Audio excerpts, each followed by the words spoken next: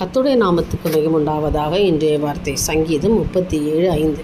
உன் வழியை கர்த்தருக்கு ஒப்புவித்து அவர் மேல் நம்பிக்கையாயிரு, அவரே காரியத்தை வாய்க்க பண்ணுவார். விசுவாசிக்கிறோம். ஆமேன்னு சொல்லுங்கள். எனக்கு அருமையானவர்களை, காரியத்தை வாய்க்க பண்ணுகிற தேவன் ஒருவரே, அவரே எல்லாவற்றையும் செய்து முடிப்பார். உங்கள் வழி, அதாவது உங்களுடைய எதிர்பார்ப்பு, நீங்கள் என்ன போகணும், என்ன செய்யணும், உங்கள் வாழ்க்கையில் என்னெல்லாம் நடக்கணும்னு நினைக்கிறீங்க, எல்லாவற்றையும் ஆண்டவர்கிட்ட ஒப்பு கொடுத்துட்டு நம்பிக்கையாக இருக்கணும். விசுவாசத்தோடு கர்த்தர் அதை பார்த்து கொள்வார். என் தேவன் என் பாதைக்கு தீபமாய் கடந்து வருவார். என் வழியெல்லாம் கர்த்தர் என்னோடு கூட வருவார்.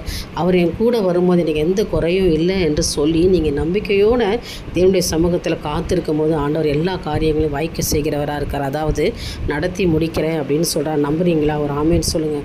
உங்கள் வழிகளை, உங்களுடைய எதிர்பார்ப்புகளை, உங்கள் எதிர்காலங்களை கர்த்தர் ஒப்பு கொடுங்க. அவர் நேர்த்தியாய் செய்து முடிப்பார். ஒரு நன்மையும் குறைப்படாதபடி கர்த்தர் உங்களை ஆசீர்வதிப்பாருங்க. தேவன் உங்களை நடத்தும் பொழுது ஆச்சரியத்தையும் ஐஸ்வர்யத்தையும் நீங்கள் காண்பீர்கள். நிச்சயமாய் கர்த்தர் உங்களை செய்வார். நம்பிக்கையோடு நாளை துவங்குங்க. தேவனுக்கே மகிமை உண்டாகட்டும். ஆமேன்.